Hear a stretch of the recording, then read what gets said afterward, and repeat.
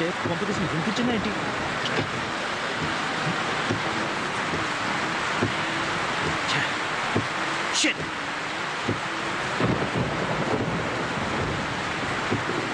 Hello రే, ఇక్కడ వర్షంలో నా కార్ ఆగిపోయింది. నువ్వు హలో హలో హలో హలో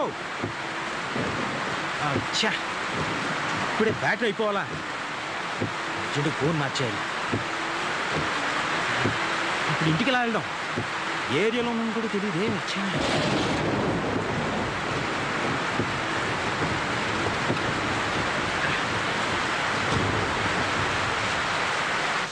మేమన్నా మొత్తం లాస్ట్ రేట్ అంతే. ఇంకో మాట చెప్పు. ఒక మాట రెండు మాటలు చెప్పడానికి ఇది వేలం పాట కాదు, రైతు బజారు కాదు. ఇష్టమైతే రండి, లేకపోతే వెళ్ళండి. ఎంత డిమాండా? ఏంటి ఎదో బేరా? నాతోనే ఇలా కానీ నాకు కావాల్సినంత మంది ఫ్రెండ్స్ ఉన్నారు. నీకు బోలెడు బిజినెస్ ఇప్పిస్తాను. నా మాట నమ్ము.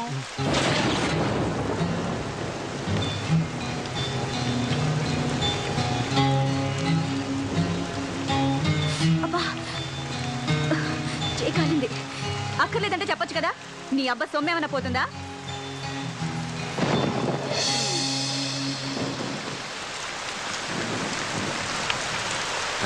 ఆ అమ్మాయి ఎవరు? బాగుంది. అది నీ రేంజ్ కాదులే గాని 1000 రూపాయలకే బేరం ఆడుతున్నావు. దాన్ని భరించడం కష్టం గాని మన విషయం ఏమైనా ఉంటే చెప్పు. సరే, ఏం చేస్తాం?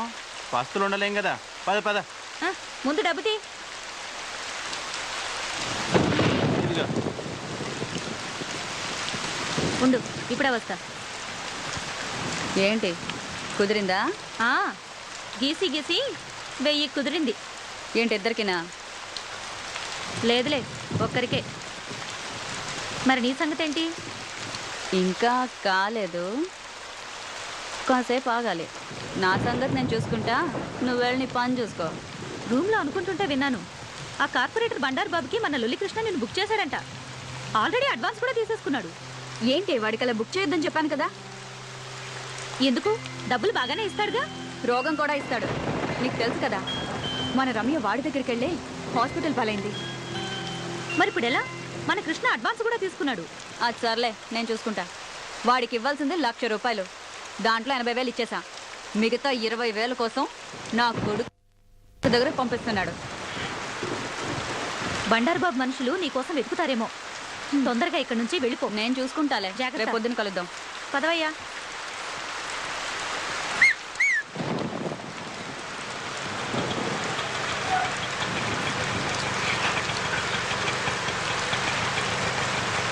ఆటో ఏ ఆటో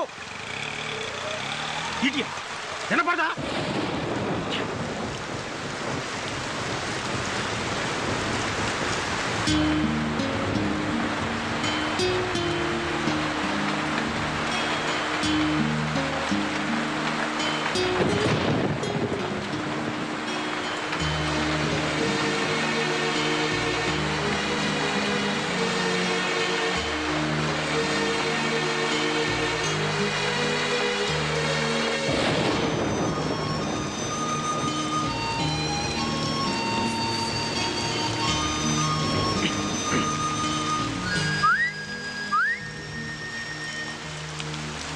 ఏంటి?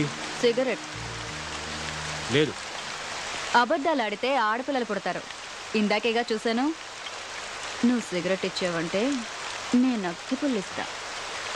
నో థ్యాంక్స్, నీ అగ్గిపుల్లు ఏం అక్కర్లేదు. ఇదిగో.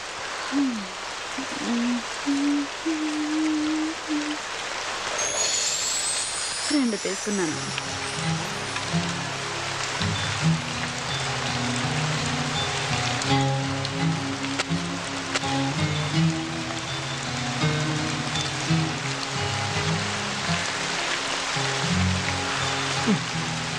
గురు, వెళ్దామా?